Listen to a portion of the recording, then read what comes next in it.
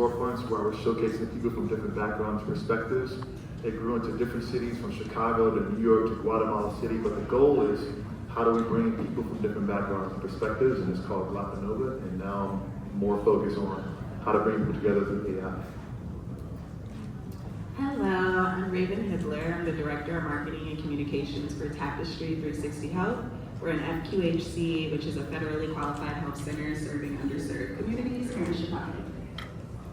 Hey everybody, my name is Joshua Johnson. I'm the president of Space Continue. I've been in the tech game for about 20 years. Space Continue is actually a family-owned business. We actually do commercial furnishing, but I brought the technology division to our company and expanded into the Pentagon, bringing AI, different software services, and also we're doing robotics as well, like human droids. Cool. Hi guys, William Smith here, Director of Strategy at Microsoft, also founder at WSC, tech author, AI aficionado, you name it, I've done it. I've worked with big companies in the top 500 US and also London, so ask me. All right, so this is a question that'll go to all the panelists here. AI is rapidly changing, and so the applications are ever expanding on how we can use AI. And so, we may know things like ChatGPT, or, we have other applications that we use on a daily basis. But what do you guys see, and how do you all see businesses being reshaped by AI? Let's start on this end since we started with it before. Sure. So, funny enough, I organized a plan to bring ChatGPT Copilot to enterprise customers in the central US. And, essentially from an enterprise level, like, big companies, they use it in a way where they transform their data into something insightful, right? So like they get, how many people here, what demographics, and then how do they improve that over time? And then, marrying that with their business trajectory, how can they create a 3 to 5 year plan on what they can do with that data? Now, going down to the lower level, whether it being, a startup, fresh, starting from here, Posting Center, they have a lot of startups and stuff here. How do we utilize like expertise from all around, right? Like I might not be the best when it comes to legal, but I have ChatGPT that can give me a first fresh start. I might not be a good designer. ChatGPT can draw up a lot of the stuff that you guys may like. And then eventually we'll get access to Sora, which will direct and make all of that stuff. So it's just a really exciting and fearful time. That's why it's also important that we also bring diversity into in the conversation, because there could be chances that biased individuals could be creating these things that go against us. So from the AI perspective, how businesses are using it, when I talk from the corporation standpoint, and it kind of speaks to small businesses, software is being developed to make things, produce things a lot faster. So let's talk about the film and TV industry, right? So of course, I'm pretty sure we got a lot of directors. Any editors in the audience who edit videos, anything like that? Okay, so there's different software now. You can take a 4 or 5 hour video and the AI can actually edit it down to 5 to 10 minutes. So it's picking up on verbiage, it's picking up on language, expressions. So it's actually gonna start creating storytelling for you, making it a lot faster. Now, I talk to a lot of editors, so sometimes they're afraid of that it's gonna replace my job. You just need to know how to make sure that you're able to manage that AI so it won't become a replacement. So that's just one example how AI is transforming the small businesses. Like I said, for productivity, they're pretty much using AI to produce out faster content, to eliminate more mistakes by human error, because the AI is able to pick up distinguished things like Excel spreadsheets, numbers, and things like that. So it's becoming faster. I agree with both of them. I definitely think AI allows you to be a lot more efficient in your work. When we think of jobs that we may have wanted to do when we got older, for example, a graphic designer. So we're like, man, I never went to school for graphic design. I really don't know much about graphic design. I don't really know how to use Photoshop. Canva is literally my best friend. I probably use Canva every day. And Canva is always changing every single day. You can do so many different things on Canva, from removing a background, to erasing things that you don't want in the photo. You you can make movies. It's really, really great. So when you think of jobs in the future and thinking of ways that we can continue to be diverse and inclusive to everyone, I definitely think AI is allowing that for some people. So let's start from a very high level perspective here. AI is going to impact 400 million jobs by 2030. And when we talk about AI, it's broken down into multiple categories. Conversational AI and generative AI. Generative AI is this thing where you put some information into a system and it spits something out. From a creative perspective, I use it to brainstorm, to think about customer support, to automate some of the processes that we use to, as a small business owner, to get the thing moving forward. So if you want to not lose your job or be able to move a lot faster, you're going to have to learn how to input that information into these various systems so that you won't get left behind. So when it comes to business owners and marketing executives or politicians or church directors, I think it's really, really important for you all to try to test these programs right now, because when a new technology or something comes out, the people that are left out first are minorities. And then it's creatives. And then it's business professionals, but the tech is already moving. So that's how I see business owners and operation folks using AI from an operation perspective. Yeah, AI for me right now is definitely my administrative assistant. As a small business, I need, things done swiftly and, it's cost effective, right? And so just thinking through that, I think those types of things help to play up the benefits, but also the fears, right? So one question, and I'm skipping your question for a second, but get into another question that I like at least a couple of you all to touch on, is this, the power of creativity when AI can execute the craft, right? So we just talked about that, you just brought that up, AI or other systems like even in Adobe editing softwares, they're implementing AI into it to make the job more efficient. But where does creativity versus the craft fit into the conversation? I think what most people have to remember is that when we're creating on AI, we're kind of using it as a tool. It's not the end-all be-all. So whether you're using it to storytell or you're using it to design something, you can always still go back in and still add your creativity to it. You don't have to just use what AI produces. You may not even like what AI produces. You may be like, I want to add something else, or I want to switch it up a little bit. So I think there's still that freedom to play around and just kind of use it as an extension to your work. I agree with that. With our employees, I emphasize on you be the creative first, and then add the AI second. Don't use the AI up front to create the project or the idea that you want to present to me or how we move forward from marketing plans. Let me see what's in your mind. Like you said, put that information in and see how AI can add to that, and let's have more discussion and break that down. So a lot of people are starting to use AI to be lazy, and now it's becoming very repetitive. You're seeing the same thing because the same information being pushed out. So use your creative mind juices and then let AI add on to it. I guess I'll say something.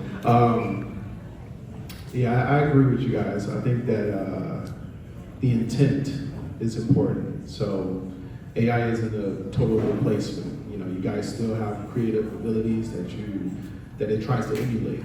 And if, for example, if you're working on a screenwriter, if you're trying to write something, it can at least get you started to get going. It can't take out the whole idea. But also one thing to think about too is what you put in it too also will be used to better the algorithm. So if you, not to say what you have is pertinently never been thought of, but that's also something to think about as you dwell in the AI space. Whatever you input into there, it's going to be used to better it. For me, I kind of want to push back on both of their perspectives. It's going to help business people become more creatives, and more creatives become better business people.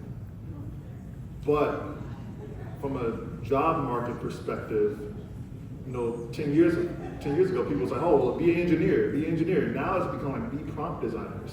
So what a prompt designer is being able to ask the right questions. So even if you don't know the industry or have expertise in that industry, you can ask or put in a prompt that will spit out information about the industry, but the people that have the expertise or that background knowledge, they will be able to input their information, their knowledge into the AI and produce an even bigger outcome. So for me, it's like, I do think it's going to replace jobs, one. I do think it's going to create more jobs, two. But three is like, it's a newer version of a calculator. It's going to spit out some information, but you have to be able to learn how to use it. I think what I'm hearing is that you have to understand how to use the tools.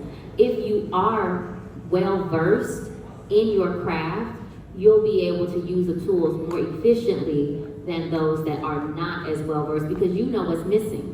When you see an image, you may see a highlight or you see definition that may or may not be there, right? That someone who's a novice and just seeing this for the first time is just happy to get a picture. You know what I mean? So really cherish what you have, cherish your craft, and continue to use the tools to get better and better. All right, so this question is for Will. So as someone with extensive technical knowledge and the author of The Future of Tech, what do you believe are the most significant breakthroughs in emerging tech? Man, put me on the spot. I like it. You know, AI has definitely been here. It's not anything too revolutionary. I mean, you go back as far as like the Enigma machine has always been kind of that chatbot 6, it's automation, right? It just got more popularized when bigger players started to implement it into their initiatives. There's a few things that are actually pretty groundbreaking that are in works. One is quantum. And we're here in the Polsky Center. Polsky Center has a pretty big quantum accelerator called Duality. Shout out to Easy if he's listening to this. And then, as far as just overall like interactability, I think we're able to capture more of data and having more accessibility to it, because that's the sauce. That's the secret sauce. Facebook tries to take the secret sauce from us. But now we have more control over our data. Other groundbreaking stuff that won't scare everybody. Automated cars, cool stuff. I all use automation and all those things kind of work together. But just being able to creatively utilize some of those engines, I think, is more important. So, like you said, generative AI, chatbot, designing engines and stuff. So. All right. So I'm gonna go here, then back to Nick. So, Raven, question for you. In your rebranding of Tapestry 360 Health, how much was AI or technology utilized in that process? It was utilized a lot. So I am a team of one. I'm small but mighty. So I'm doing everything. One day I could be a photographer, one day I'm a producer, one day I'm storytelling and interviewing some of our patients to craft stories. But I'm mainly doing a lot with social media, and whether it's ChatGPT or Gemini or any of these other AI platforms, it's been extremely efficient and useful for me. It's an extension to my team. It gives me a team. I'm able to create the graphics, because I do a lot of graphic design, and then I'll use Canva, as I mentioned then. But I can also use ChatGPT or Gemini or any of these other platforms to come up with different captions that will allow me to reach the appropriate audience, figure out the appropriate hashtags, the most trending hashtags, and make sure that we're gaining as much engagement on our social media platforms as possible. Another thing was, during the rebrand, we needed to change our entire website. And with that, with the type of work that I do, we deal with a lot of patients who may be geriatric patients, so they may not even know how to use their cell phone, or they may not have an email address. We also deal with a lot of refugees and immigrants. So when we're creating this content for the websites, of course we can interview the providers and ask them, like, hey, what should we put for our OB/GYN webpage? And they'll give us all of these different terms that are super high level, but making sure that the literacy level makes sense for our patients. So there's this really cool app called Hemingway app. It's an AI tool, and it'll actually show you what level the content that you're creating is reading at. So instead of it being like a postgraduate reading level, we can move it to a 5th grade reading level so that we're able to really resonate with our patients. I love that. I love that. Okay, change my mind. Then Josh. All right, so then question for you. You are known for being disruptive and disruptive placemaking. What does that mean as we look at the infusion of technology and in the future? So placemaking is basically how do you create a city from nowhere? How do you redevelop an area or turn parking lots into destinations? When you think about implementing technology, the data is already out there, right? It's just, we don't know how to search it or find it quickly. So I use AI to figure out, okay, well, let me spit in here, how many vacant parking lots are there in the city of Chicago, blah, blah, blah, blah, blah, blah, and it'll spit out some information, right? Traditionally, that would have taken hours of time to try to find that information, right? So when you think about using these various systems and tie it into like your key performance metrics, it helps save a lot of time to help you solve your problem. And then also, I'm a pretty well-known painter, so one of my pieces is called Ceasefire, and I've used AI to generate all of the wars that was ended from the day I was born to the day I finished the painting. And I narrowed it down to 37 of them because that's when I finished the painting, but it's all around the world, right? That research that it would have taken only took like less than 2 minutes. And when you apply that type of thinking to like the problems you're trying to solve, but put it into those systems, you get this information back a lot quicker, but you still have to kind of fact check it because it's still, AI does not understand Ebonics yet. And when it understands Ebonics, that's when we need to be really, really concerned because it could take my voice right now, put it on a fake video with me and Kamala Harris or someone, or the chief diversity officer at the White House, and then that sparks a whole other controversy, right? Those things are happening because I do speak about emerging technologies in Silicon Valley and Chicago, but they just haven't been consumerized yet. So I really try to not force people, but just encourage people to like test these systems out as soon as possible because one, you're gonna learn, two, you might not be able to. All right. Last but definitely not least, Josh. We were talking about robotics, and we were talking about a variety of things where technology may be in the next, couple years, 5 years, 10 years. Please share with us the journey that your company's going through and what you see for the future. Sure. So, and hopefully the AV will play the video of our robotics that we're going to be bringing to America. So, my job as a business owner is to always be innovative and always look out for newer things. As I was in the tech industry, I was always going to Singapore, China. I was one of the first African-American owned minority firms to bring interactive whiteboards to CPS schools to kind of expose the kids to more better education, how to use technology, touch screens on interactive glass, from like hospitality to healthcare. So I'm always trying to stand there and do. So of course everybody's familiar with robotics, human choice, right? And there's a huge fear that robots are going to actually take over a lot of Playing a video. No.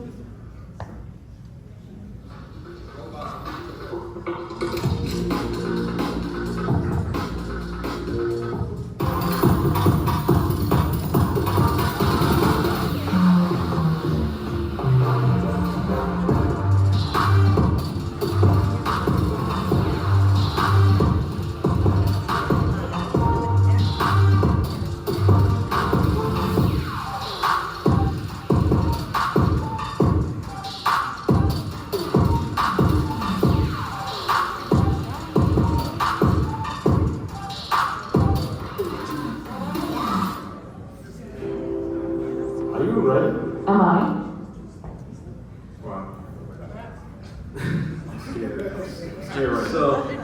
So here's a couple of facts. Right now, there's 500,000 jobs. We have a labor shortage in U.S. manufacturing. There's jobs that people do not want to do. There's dangerous jobs that we don't do. Our infrastructure is way behind because we don't have the technology to take from old infrastructure and make it new. Everybody visits Tokyo or China and be like, Why our country's not like that? Well, they was kind of like behind the scale. They was able to kind of like rebuild their infrastructure from the very beginning. We had a lot of old technology that we got to take out and replace with new technology, and that takes money, but it also takes qualified people, and some of those jobs are very dangerous, right? Because I was talking to a person yesterday, he said, I want a bullet train. Well, that's going to take some money, and it's going to take some real savvy technology that we don't have to actually create that bullet train and kind of go up to Springfield in 30 minutes, right? So when it comes down to robotics, we are really pretty much trying to educate people that it's going to be an asset to your life. It's going to help free up your time. So especially in the healthcare industry, when you have the baby boom market, they're getting older. They're going to start retiring. A lot of our millennials, let's be honest, we don't want to take care of our parents. Okay? So they're going to need help. They're going to need help around the house, people how to cut the grass, clean up the house, things like that. So they're going to also people in the nursing homes. A lot of the nurses are, let's say, there's some bad nurses that get jaded. They don't want to take care of some of the elderly, and we're always constantly complaining, like, how you not giving my parents that much attention? Well, the robot's going to be there to be a companion, help turn over their bed, help them to the bathroom while the nurse can tend to somebody else who might need more needs, right? And then, in an educational standpoint, our classrooms are completely full of kids of 40 students. A teacher cannot attend to 40 kids. So now a robot could be able to take a group of kids to the corner, teach them Spanish, have that one-on-one, you know what I'm saying, communication with the kid that a teacher's not able to present because we don't have the resources or the money to add more people to that room. So just different things that we can add access with the robots, automated in the auto industry, things like that, making things more fast and productive. But it's not scary. A lot of the jobs will be replaced but it will also create jobs where you help manage these robots.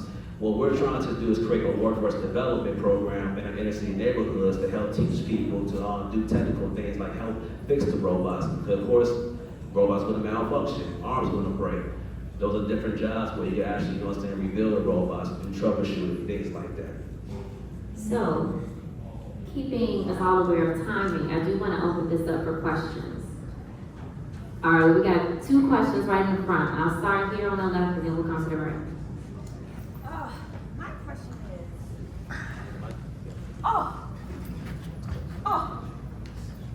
is, how will we make sure that the robot has the ability to show compassion,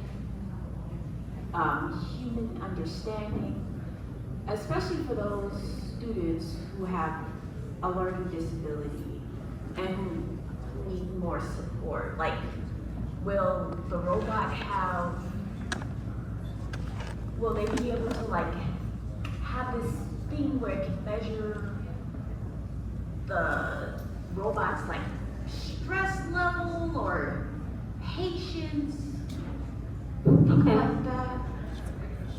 Let me go. The long story short, exposure. You know, the more it's exposed to outliers and different scenarios, the better it's going to get. So if it's with a group of autistic people, it can scenario in different ways faster and much more than what we can. And then when it comes to its practical use, we have things that we can implement. So like learning disabilities, people with like actual disabilities, like vocal, visual, those types of things too. Will it be recognized? And let me add to that. So software program, right? We're actually controlling the robots. Different software is being uploaded and programmed to the robots to recognize different things as far as like your facial expressions, right?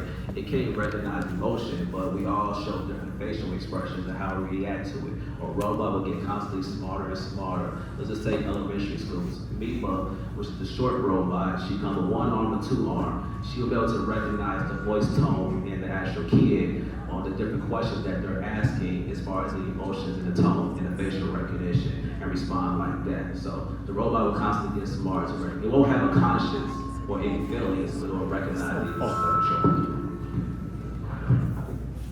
Hello? Testing. I just want to add two things. If everybody's interested in AI, make sure you get a laptop that has at least a 40-something, like an RTX 40-something in it. I have a RTX 4080. And the reason why you want that is so you can run AI locally on your computer. Some stuff you might not want to put out into the cloud, so just be very careful what you put in there. There's stuff like GPT for all, Stable Diffusion, and there's a lot of large LLMs out there at huggingface.com. You can test these things locally. So just make sure your next computer has an NVIDIA, am I right? Make sure it has an NVIDIA GPU in it. And so that's the first thing. Two, I saw Unity, you're a Unity graphics, they make robots. I saw the $16,000 robot and it scared the hell out of me. Because of my background, I know what you can do with it. And now that they're selling Chinese, pretty much Terminators, like, have you guys thought about what we can do to protect ourselves in the meantime?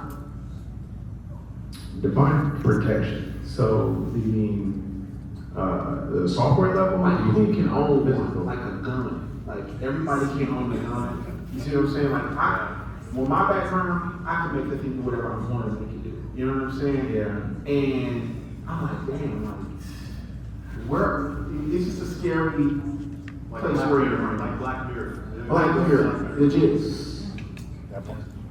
I was just gonna say, I mean, at a regulatory level, it is up to our leaders to make sure that the policies are conducive to, not things being violent, like you say, right? Like, what's stopping someone from putting a gun on a drone, or putting software that can hack, hospitals. And there's things that like get under the radar that we don't know about, right? Like attacks to our grid systems and things. But it's up to our leaders, and they don't do a good job, let's be honest, for them to act on those regulations. And it's up to us to make sure we hold them accountable. So. And let's keep in mind, these robots will be used for commercial use right now. It won't be access to an individual public to actually purchase a robot. So that's further down the line as they get better and better. But there will be policies and regulations. There is also kill switches. So unless you are an amazing hacker, to actually program your own robot, the slim chance of that actually happening is going to be very slim, because they're now training jobs of people to actually do AI security. And constantly increasing the firewalls and protection with these robots and also the software system, just AI period. So as you saw, we partnered with NVIDIA, which is the largest tech company now, because their software and also computing system is a lot faster. So I wouldn't be too much worried about it, but at the end of the day, we still have to be conscious because we do live in a real world, just like self-driving cars. Anything can happen, malfunction because it's technology. Okay. Yeah, another question. Okay. Can we do one more question, Troy? All right, one more question. You gave me a thumbs up. Oh, gosh. Okay. If you think it quick, you might be able to do two. Are you seeing AI ethicists that are actually rising up to actually help with the accountability? Because with the fast rate of creation, who's going to teach the policymakers what? So ethicists is what we need for some of the moral aspect as well as some of the accountability. Are you seeing that with your companies? Are you participating so that policymakers who are totally uneducated about this will understand how to keep this safe, but also how to keep it on a moral path line? So the U.S. government is actually pretty, active in this community. They have AI regulatory standards on their government side, and they talk with leaders all the time to make sure that they're holding themselves accountable. This is all new stuff, right? Like I'm not saying robotics didn't exist, 2-3 years ago, but the conversation definitely came to light, heavily 2-3 years ago. So it's over, it's growing, and it takes more time. That's a great question. Andrew Yang, don't you remember Andrew Yang ran for 2020 president? Yep. He spoke about this and people ignored him. They shunned him. There's a lot of lobbying, higher up that's going on behind the scenes. That's a whole other panel discussion that we can have. But as a community, we need to start forcing our state reps and senators to start having them answer the hard questions on what's being regulated. Stop being distracted by other different things that's not going to affect us, and start focusing on things that's going to affect us 5 and 10 years from now, and start asking these questions on what you're going to do to regulate, you know what I'm saying, these jobs and different policies with these different type of technologies advancements. But we got to stop ignoring it. We got to start pressing on our community and our mayors and different senators and state reps and start pressing them on to answer these hard questions. And if they don't know, say, hey, you don't know, let's get somebody near you who does know this stuff. It's because you don't know. Let's get the information out there. Let's guide them down the right process. Okay, very, very last question right in the back here, and this is close, we'll close out on this. Thank you. So bringing it back around to creatives, do you foresee in the conversations you're having an ability and a desire for AI technology to not be used to sidestep IP laws, labor unions, means of protecting not just human beings, but our creative capital? Because one thing about AI, generative AI, Sora, these are really great technologies, but when we talk about feeding the algorithm, we're talking about feeding the algorithm with people's IP and original work. So I would love to hear about any conversations you've had about that.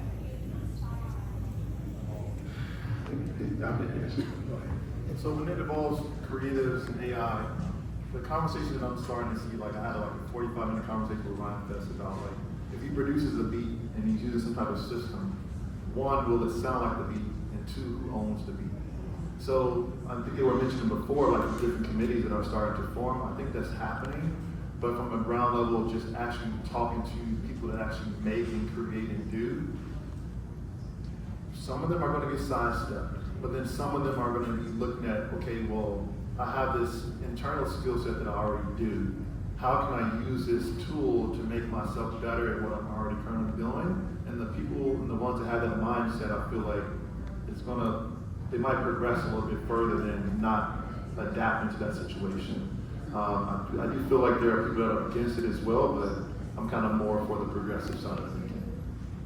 I also had a conversation with folks over at Adobe, and they were talking about like, where is the AI sourcing X, Y, or Z from? So what Rashad brought up, in terms of like, maybe you have some of these things native on your system so that you're not putting everything that you have your IP out into public space. I think that should be really considered, right, for our creative works. And then if you are using something like the latest version of Photoshop or something of that nature, and it's sourcing images, at least according to Adobe right now, they're hiring people to go out, shoot those images, right? And so you're sourcing licensable images, right? So really, I think where we are right now is that the technology is always changing. So we have to put ourselves in the way of learning. And that learning will help us make maybe our work more efficient, our creativity more efficient, but also help us in terms of advocating for our rights with, our leaders and things of that nature. So that is a wrap on this panel, but thank you guys so much for hanging out with us.